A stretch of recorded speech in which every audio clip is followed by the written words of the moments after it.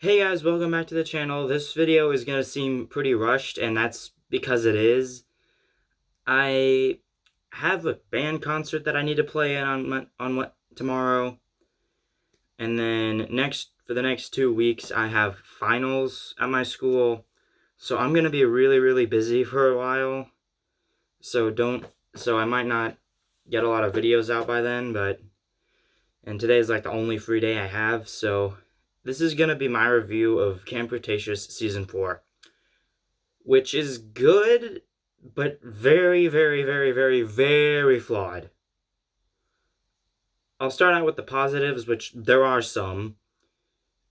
After seeing the first 2 episodes, I genuinely thought this was going to be my favorite season of the show.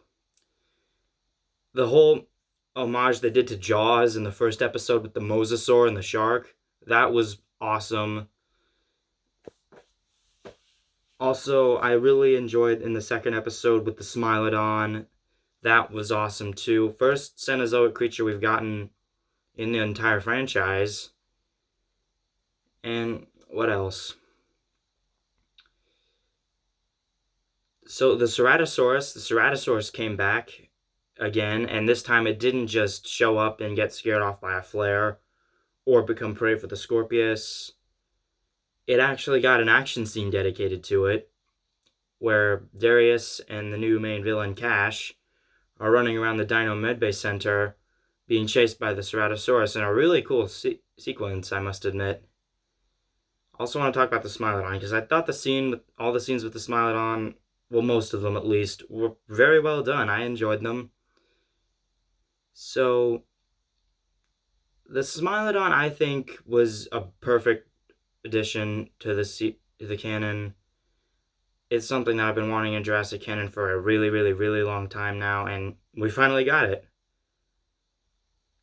And now I'm going to get into some spoilers, which there are going to be a ton in this video, just a heads up. The Dilophosaurus, after 28 long years, has finally come back to the canon, and the scene it's in, I have mixed thoughts on that scene. So, the reveal of the Dilophosaurus was great, and all that stuff where Darius and Kenji have the shields to protect them from the venom, that was awesome. Although, they weren't really how I expected the Dilophosaurs to act.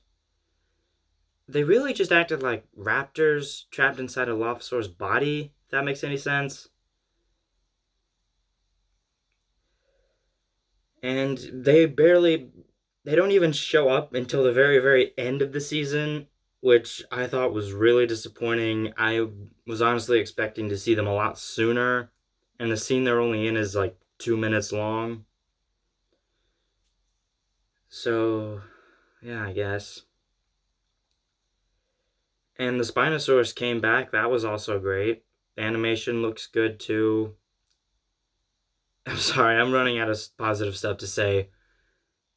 I think I don't have any more positives to give. So, here's where I'm going to talk about all the negative stuff I had with season 4, which is pretty much everything else I didn't mention. First of all, the reveal of what dinosaur was on the boat I thought was horrible. I heard so many wild guesses as to what it could be. Dilophosaurus, Troodon, Monolophosaurus, a baby Scorpius Rex. Come on, that would have been awesome. But no, it's just a compy. Like all the other ones we've seen. Lost World, JP3, Fallen Kingdom, Camp Cretaceous. Just another ordinary compy. And it gets killed in episode 3, which I thought was a bit of a dumb move, because I thought it would be like the next dinosaur companion like Bumpy, but nope. And now I'm going to talk about the Spinosaurus. Well, maybe I shouldn't, because it might make people mad. No, I'm going to talk about it anyway. I thought the Spinosaurus was used horribly in this season. It only shows up for a handful of scenes, like what we got in the trailer. There was a chase scene with it, Brooklyn, Kenji, Sammy, Yaz, and Ben. It kills the Smilodon, which is only the second time we see the Smilodon. It's... Why? Why not just have it... It's a dinosaur that people love. Loads of people love it. Even though JP3 is not that great of a movie, even though I still love it, people love the Spinosaurus, and I'm one of those people who love the Spinosaurus. But why didn't they use it more? That would have been awesome. And next negative I have is the new characters. Well, one of the new characters is great.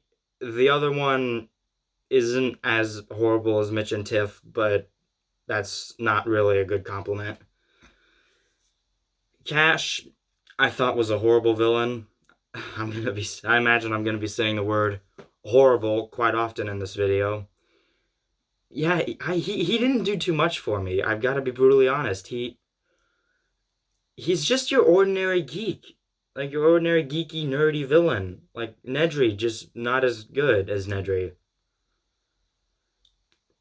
And this leads me into the biggest negative I had with this season. The robots. What was the point of the robots? Seriously, what was the point? I mean, I told you one positive was the dinosaurs. We barely see any dinosaurs. Because all of it's just shoved to the side so we can focus on these dumb robot dogs and mini baby Godzilla robots. They look less like something out of Jurassic Park and more from something out of Horizon Zero Dawn. They suck. The designs are cool, I guess, but again, they don't fit into Jurassic World at all. I hate them. The designs look ridiculous. The Brad X's are even more ridiculous. They're like robotic versions of the baby Godzillas from the 1998 Godzilla movie. They suck. Another big negative I had was Kenji and Brooklyn's relationship. Because this season decided to pull another Jurassic Park 3 and confirm that two characters will try to bait us into thinking that two characters, this case being Brooklyn and Darius, are going to be in a relationship. But no, it's Kenji and Brooklyn. And it just feels so rushed in and so out of place. I mean, I guess their chemistry is sweet. I don't know. Chemistry there is. I don't like it. I really don't. Another thing, well, actually, there is one thing I want to talk about. Another big error they made. The two T-Rexes. Both of which are confirmed to be from Sorna. One looks like the bull T-Rex. One looks like the doe. That's what I was trying to say. The doe T-Rex. Well, kind of. There are some errors in the color scheme. But it turns out both of them were female. And one was a mother, the other was a daughter. Why? It would have been so cool to see the bull T-Rex and the doe come back. That would have been great. But no, they didn't. Although it does lead into some cool scenes with the T-Rexes. Like there's a cool fight scene between two of them when it's revealed that some of their food was tampered with. And this is one of the probably the only scene with robotics that I actually enjoyed, where all the drones are swarming in to Big Edie. That was her name. I forgot her name already. To Big Edie and Little Edie. Big is the mother, Little is the daughter, and they separate them. And it's revealed that the drones can set up force fields that if a dinosaur gets too close to it, it'll shock them. And this actually leads to a really great moment where Little Edie is really malnourished. She's so weak. She can't even stand up on her own. And the drones are separating mother from the daughter. And it's this really, really surreal moment that's shot from these really powerless angles where we see Big Edie trying desperately to get back to her daughter. I thought that was really effective, and I would have loved to see more scenes with that. But no, that never happens. Again, we never get another scene like that. And then there's another negative I have, the new hybrid. I hate the Spinoceratops. Well, don't hate. Okay, let me back up. I love the idea of having a hybrid in the series that isn't a carnivore and is actually a herbivore. Jurassic World the game, The Saint. Well, none of the Jurassic World the game and Jurassic World Alive did that perfectly. They have in the game there are hybrids that aren't carnivores, they're actually herbivores, and they're great. I would love to see some of them in a movie or series or whatever. But at the same time, why did it have to be a hybrid?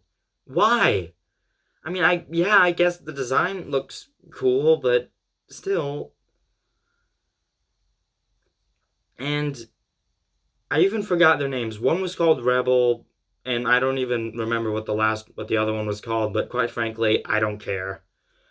I just didn't see the point of them. Why did it have to be a hybrid? It could have been another dinosaur, like another ceratopsid dinosaur, like it could have been a normal Sinoceratops, a Triceratops, which we have not seen in this season yet. I just want to point that out. Styracosaurus, that would have pleased fans of the novels. Pachyrhinosaurus, which has already been teased for Dominion, and this show is supposed to link up with Dominion. There's endless possibilities. Well, not endless. How many ceratopsian dinosaurs there are that have been discovered so far? But no, it had to be a hybrid, and yeah, I guess we got an explanation as to what happened to those DNA samples Sammy took from the Sino in season 1. But still, I just don't see the point of it being a hybrid. I just don't.